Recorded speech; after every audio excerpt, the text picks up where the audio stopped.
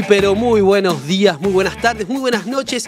No sé dónde nos estás viendo, pero estás viendo Alpargatas y Libros, el programa de Eric Calcaño que pronto regresará desde algún lugar donde está recuperándose de una dolencia menor, pero pronto lo tendremos nuevamente aquí. Mi nombre es Julián Fava, estás viendo Eva en Vivo, Eva TV.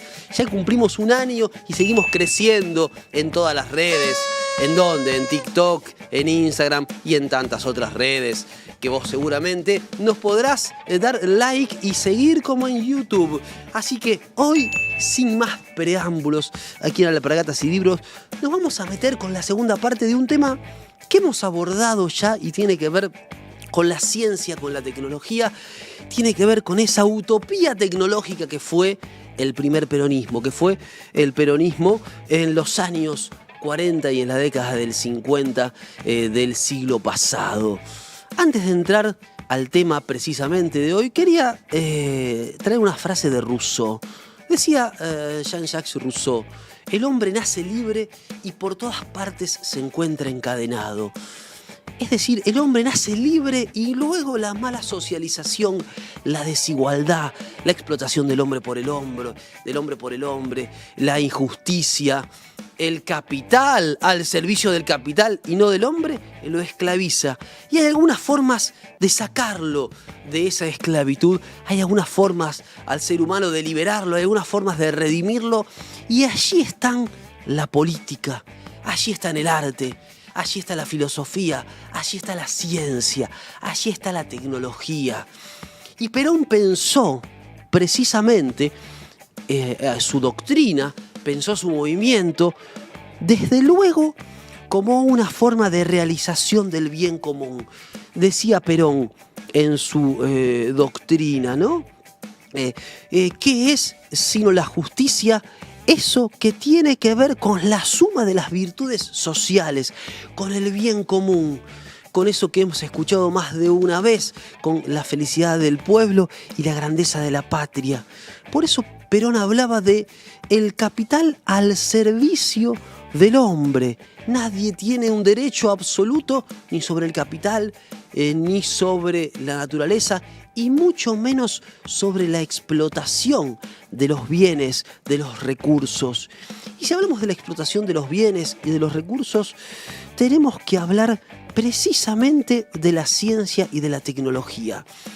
Y esto lo pensó Perón en la década del 40 del siglo pasado. Y quería hoy volver sobre esto, que tiene que ver con un proyecto que fue el del peronismo. Como dice el gran Daniel Santoro, el peronismo fue un agente civilizador y un mensajero de la barbarie. ¿Fue un agente civilizador en qué sentido? En el sentido de que hasta el peronismo, hasta las décadas del 40 del siglo pasado, no hubo en la historia de la Argentina un movimiento político que tuviera más conquistas, pero al mismo tiempo tuviera una pretensión mayor de alcanzar cada una de las esferas de la vida cotidiana, reglamentándola, y reglamentándola en el buen sentido, es decir, creando leyes, haciéndonos libres a través de las leyes que el pueblo libremente se iba dando. Y allí aparecen la ciencia y la tecnología, motivos de reflexión filosófica desde fines de la Segunda Guerra Mundial, pero motivos de reflexión filosófica desde el periodo de entreguerras en el siglo XX. Decía Heidegger, ¿no?, ese gran filósofo alemán, la ciencia y la técnica son formas de revelación. ¿Formas de revelación de qué? Formas de revelación del ser. La ciencia y la técnica como modos, como formas de revelación del ser. Y esto es muy interesante porque uno puede pensar que los desarrollos científico-tecnológicos del siglo XX tenían que ver con una ciencia que estaba vinculada con el campo nuclear, que estaba vinculada con la energía atómica, ¿no?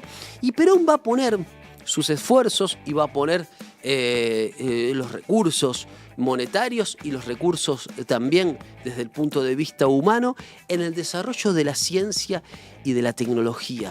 Porque pensemos que un país soberano, que un país independiente, que un país en el que se realiza la justicia social Es un país que tiene sus recursos naturales y los puede explotar.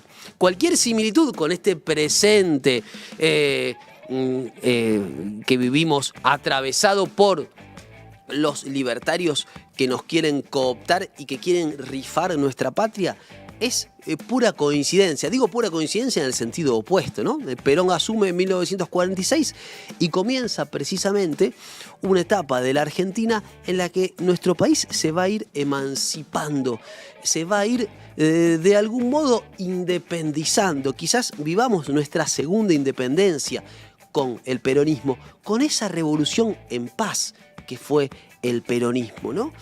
Y pensemos, Heidegger decía, la ciencia y la técnica como formas de revelación del ser. La ciencia y la técnica al servicio del desarrollo de una patria. La ciencia y la técnica al servicio y en pos del desarrollo humano, del desarrollo de la medicina, de los avances científico-tecnológicos, de los avances que tienen que ver con precisamente una forma de comprender el mundo en la que el ser humano se realiza, en la que el ser humano está en el centro y se va realizando. No un pensar calculador. Heidegger hablaba de un pensar calculador. Frente a ese pensar calculador, el ser se revela como comprensión en un pensamiento, en un estado de abierto. Y todas estas cuestiones que Heidegger va desarrollando en esos años posteriores a la Segunda Guerra Mundial, que empezará a desarrollar algunos años antes, que serán desarrollados también por otros filósofos, aparecen en el pensamiento de Juan Domingo Perón. Y es en 1949, ¿no?, que Perón va de algún modo a concretar estas cuestiones en un congreso de filosofía realizado en Mendoza entre fines de marzo y comienzos de abril del 49, un congreso en el que se van a reunir los principales pensadores del mundo en torno a cuestiones precisamente como el sentido del ser y precisamente como la realización del ser en una comunidad. De ese congreso de filosofía saldrá la comunidad organizada de Perón, ¿no? Quizás el testamento filosófico junto con el modelo argentino, los dos libros más importantes de Perón desde el punto de vista doctrinario y filosófico. Y en esos años, ¿no?, en esos años se va a ir desarrollando, se va a ir conformando el campo científico, tecnológico, nuclear en la Argentina.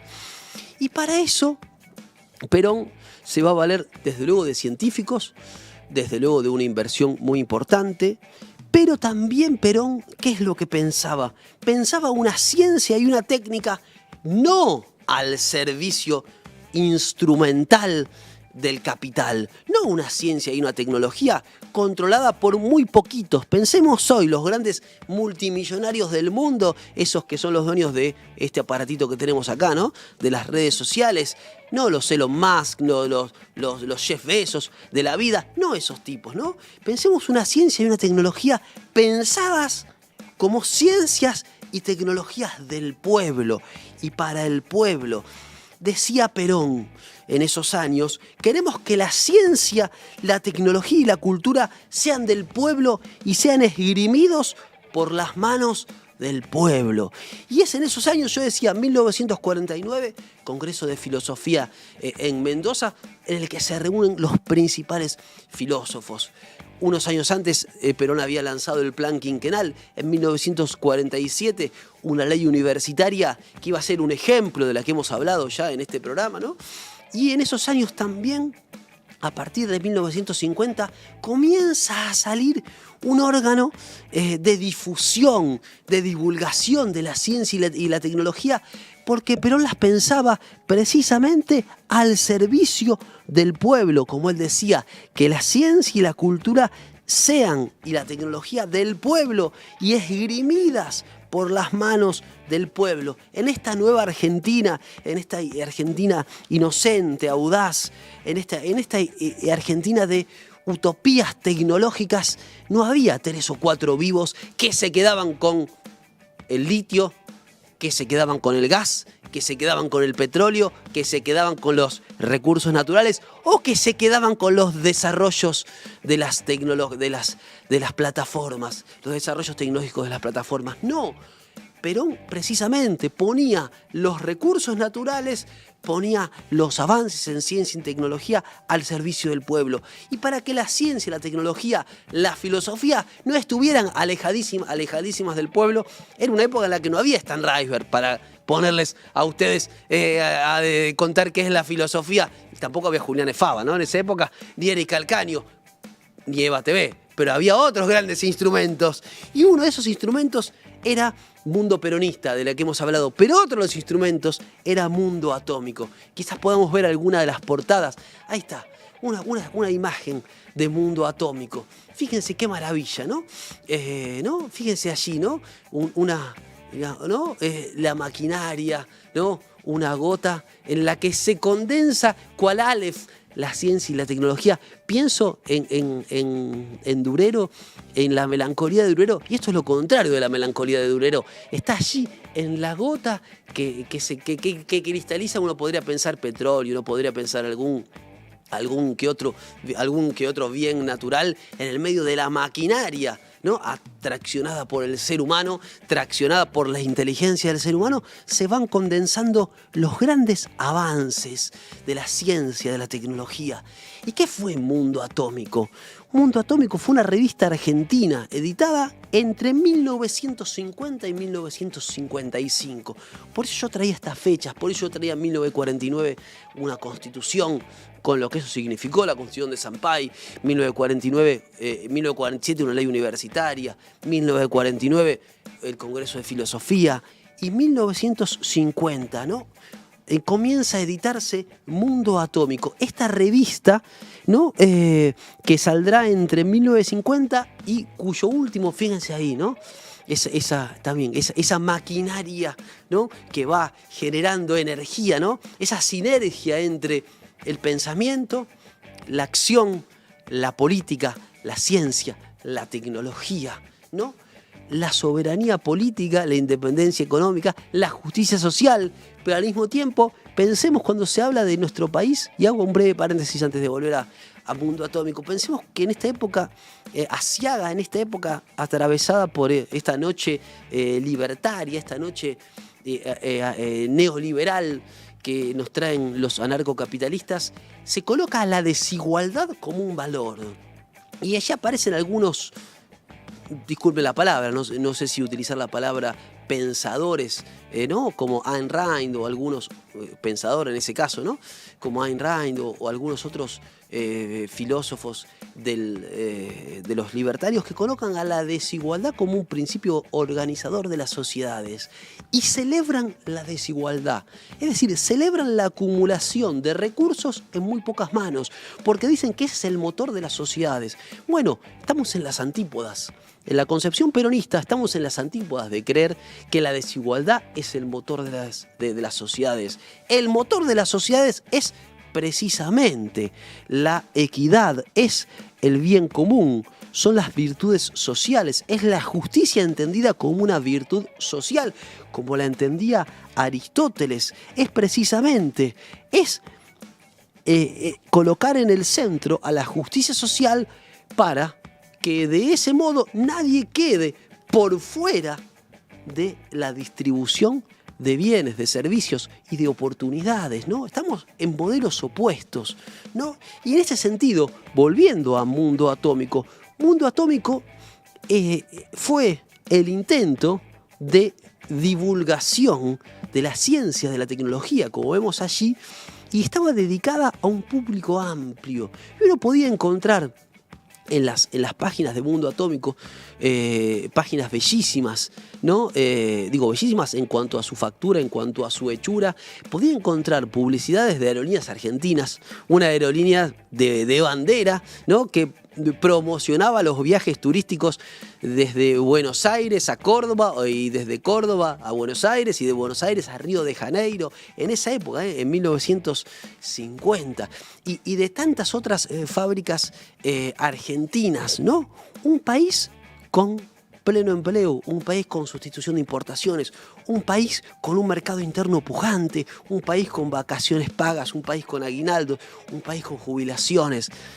Digo, la contracara de lo que hoy estamos viendo en esta pesadilla libertaria que estamos viviendo, ¿no? Y decía, esta revista fue editada entre 1950 y 1955. Y su objetivo era, decíamos, la divulgación de conocimientos, novedades nacionales e internacionales sobre ciencia y tecnología. Editada en la ciudad de Buenos Aires, bajo el sello de Haines, la revista contó con un total de 23 números. Hasta el último de los números, que iba a coincidir en septiembre del 55 con el golpe de Estado que borraría esta década, la primera de las décadas ganadas, ¿no? Coincidiría con el golpe de Estado de la fusiladora, ¿no? Entre paréntesis, 1955, 16 de septiembre, golpe de Estado.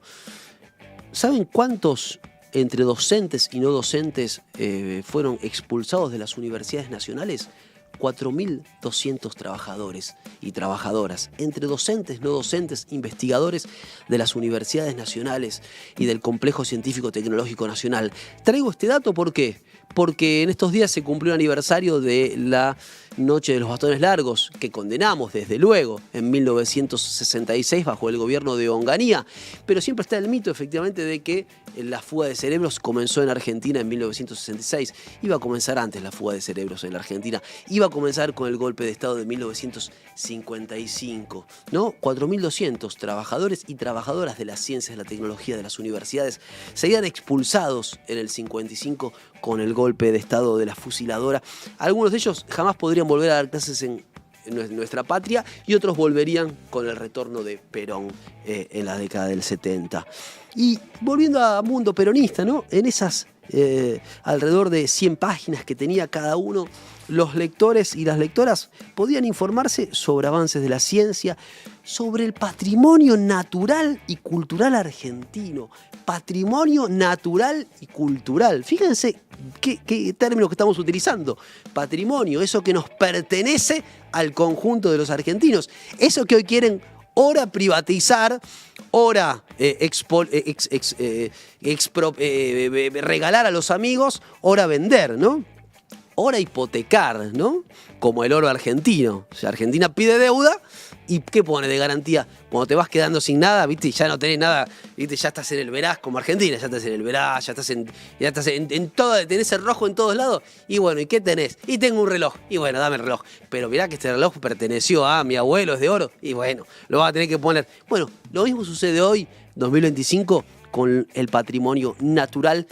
Y el patrimonio cultural argentino tiene que ver directamente con nuestro patrimonio natural, con lo que nosotros hacemos, con lo que hemos heredado en nuestro suelo, digamos, con lo que nosotros hallamos en nuestro suelo, lo que nosotros encontramos en nuestro suelo, el valor agregado sobre los metales que hay en nuestro suelo, digo, todo el tratamiento que se le hace a eso. Bueno, eso es lo que hoy está en discusión en la Argentina, ¿no?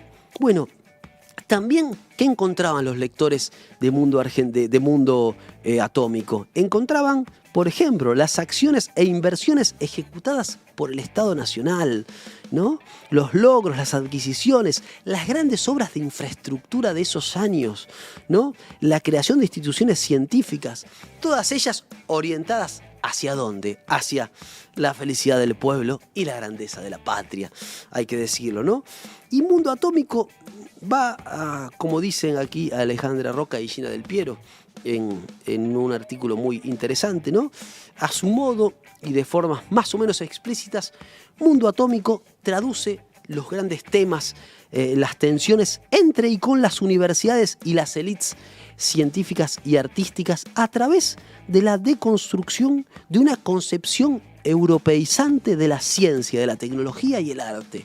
Fíjense hacia dónde apuntaban, ¿no? Hacia dónde apuntaba la política científica y tecnológica de Perón, a discutir con las concepciones europeizantes respecto a la ciencia, a la tecnología, al arte. Y esto es muy interesante, porque ustedes me preguntan a mí, ¿qué es la filosofía? Yo les diré, vayan a leer a Heidegger. No, básicamente, y hay respuestas muy interesantes.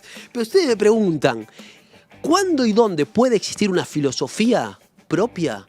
Solamente puede existir filosofía si hay un modelo de país, si hay un modelo emancipado de país, si hay un modelo político de país que emancipe al ser humano y que coloque en el centro al ser humano. Es decir, durante la Edad Media se decía que la filosofía era esclava de la teología. Yo diría que la filosofía es, de algún modo, esclava de la política. Solamente con una política emancipadora podemos tener una filosofía propia. Si no, seremos simples comentaristas del gran texto europeo, del gran canon occidental o del canon de los que mandan, ¿no? Y en este sentido, precisamente, Mundo Atómico discutía la concepción europeizante de la ciencia, de la tecnología, del arte, manifestaba una voluntad de intervenir, de orientar y de desarrollar una política pública de ciencia y de tecnología caracterizada por la inclusión de grandes sectores de la población. Allí están el cine, allí están el teatro, allí están el arte, allí está el fútbol, por ejemplo. Pensemos durante la década del 40 y del 50, habrá récords de entradas vendidas en todos los estadios de la Argentina. Era una Argentina que consumía cultura en el sentido más amplio de la palabra, ¿no? Desde fútbol hasta, estamos hablando de Mundo Atómico, ¿no? Y aquí precisamente en uno de esos editoriales firmados por Perón, de esa maravillosa, quizás podemos volver a ver una de las imágenes de Mundo Atómico, ¿no? En esa maravillosa revista, fíjense ahí, fíjense, eso es maravilloso, ¿no? Ay, no me salió la palabra, que cuando se mira de algo chiquitito y se hace grande, disculpen lo técnico mío, ¿no? El microscopio, gracias, el microscopio, ahí está el microscopio, la familia argentina, ¿no? La familia argentina en el microscopio. ¿Cuál es el objeto de la ciencia sino el ser humano? ¿Para qué sirve la ciencia y la tecnología o para qué debería servir sino para hacer feliz a la familia argentina, ¿no? Para la felicidad del pueblo, para la grandeza de la patria, no para unos pocos? Y esto es interesante porque en el 2025 vivimos discusiones en torno a la inmortalidad del ser humano, respecto de que efectivamente se cree que la persona que va a vivir 200 años ya ha nacido. La ciencia y la tecnología y los hipermillonarios del mundo ya están. De hecho, invierten muchísimo dinero en prolongar la vida hasta vencer la muerte, ¿no? Si esto llegara a pasar, habría que replantear más de una disciplina, entre ellas la filosofía, aunque es una disciplina que poco importa, pero no importa. Habría que replantear hasta eso. Y en este sentido, acá está la ciencia y la tecnología puestas al servicio de la familia, al servicio de la comunidad organizada. Y esto es fantástico, porque no es ciencia y tecnología para unos pocos. Y esto me lleva a pensar cómo sería Perón hoy, o qué sería hacer peronismo hoy. Y bueno, y sería, entre otras cosas, pensar la inteligencia artificial en función de las necesidades del pueblo. Pensar la ciencia y la tecnología hoy, pensar la inteligencia artificial hoy en función emancipadora, ¿no? Y precisamente en esta nueva Argentina que planteaba Perón allí en la década del 40 y del 50, habrá una experiencia maravillosa que se vincula precisamente con lo que estamos viendo de esta utopía tecnológica peronista, que será precisamente los humildes, las mujeres, los muchachos que trabajan en las nuevas fábricas, con olor con manchas de grasa y olor a aceite, dirá Perón, se van a ir sumando a la universidad obrera, a esa nueva educación orientada a la capacitación técnica y profesional, con valores de justicia social y equidad, ¿no? Precisamente enmarcando esto en una construcción que tiene que ver con un patrimonio artístico y cultural argentino bajo figuras que son precisamente las figuras del obrero que se desarrolla y que desarrolla su visión y su cosmovisión dentro de esta nueva universidad obrera, ¿no? Como sostiene el gran Diego Hurtado, Mundo Atómico fue un instrumento de la disputa por el lugar político, cultural y económico para la ciencia y la técnica. El agro, la industria, la energía, la salud, la soberanía, la defensa y los recursos naturales en el territorio, la plataforma marina o la zona antártica aparecen materializados en instituciones o grandes eventos. Esto es impresionante. El agro, la industria, la energía, la salud, la soberanía, la defensa, los recursos naturales aparecen materializados, nos recuerda Diego Hurtado, en instituciones o en grandes eventos. Es decir, se está pensando la ciencia y la tecnología en función del desarrollo científico-tecnológico. Hoy tendríamos que pensar la inteligencia artificial, la robótica, en función no de ahorrar puestos de trabajo, no de hacerle la vida más fácil a unos poquitos, sino precisamente de garantizar mayor desarrollo y expansión industrial, de garantizar alimentos de buena calidad para el conjunto de la población argentina. Hoy en Argentina hay hambre y tenemos muchísimos más recursos naturales que hace 100 años.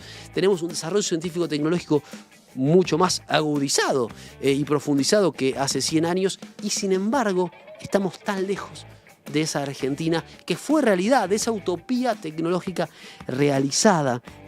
Por eso la ciencia y la tecnología van a ser precisamente lugares de disputa de la hegemonía y de la soberanía culturales. En este paradigma, la ciencia pura, dice Perón, es un lujo. Lo que se requiere, decía Perón, es formar hombres patriotas que sueñen con una nueva Argentina tecnológica en manos del pueblo. Fíjense lo que decía Perón en un editorial de Mundo Atómico. Formar hombres patriotas que sueñen con una nueva Argentina en manos del pueblo. Y en este sentido, ¿no? La ciencia y la tecnología tendrán que ver con un modelo de país con inclusión, con pleno empleo, con fábricas, con un mercado interno pujante, con hacer precisamente, no que el hombre esté al servicio del capital, sino el capital al servicio de los hombres. Por eso la marcha dice combatiendo al capital cuando el capital no está al servicio de los hombres y de las mujeres de nuestra patria. Y para ir cerrando, la ciencia y la tecnología y esta utopía tecnológica van a recorrer en estos años, ¿no? Entre 1950 y 1955 con Mundo Atómico, van a recorrer un modelo que hoy lo podemos ver como un ejemplo a seguir. Lejos de recordar esto con melancolía, aparece, creo yo, esta forma de vincular la ciencia y la tecnología, la universidad, la filosofía y la política aparecen precisamente como un horizonte de búsqueda y como un horizonte en el que aparece un nuevo lenguaje, un lenguaje en el que ni la ciencia ni la tecnología están en manos de unos pocos, y mucho menos la ciencia y la tecnología, el pensamiento, están en manos de unos pocos iluminados o de unos pocos que tuvieron la suerte de pegarla con un desarrollo, como se dice ahora, con un unicornio o con una empresa para hacerse ricos con una nueva aplicación. La ciencia y la tecnología aparecen aquí precisamente en el centro de una doctrina que tiene como eje la justicia social y que tiene como eje la realización del ser humano. Perón no dejó nunca de ser un humanista, y un humanista es alguien que piensa que en el centro está el ser humano, pero fundamentalmente, y sobre esto volveremos una y otra vez, en el centro está nada más y nada menos que la comunidad organizada. Esta comunidad que formamos junto a ustedes en EVA en Vivo, en EVA TV, aquí en Alpargatas y Libros, en cada encuentro, en cada semana. Así que, queridos amigos, queridas amigas, los dejamos por hoy. Le mandamos un gran abrazo al querido Eric Calcaño, que pronto volverá y nos estamos viendo. Chao, gracias.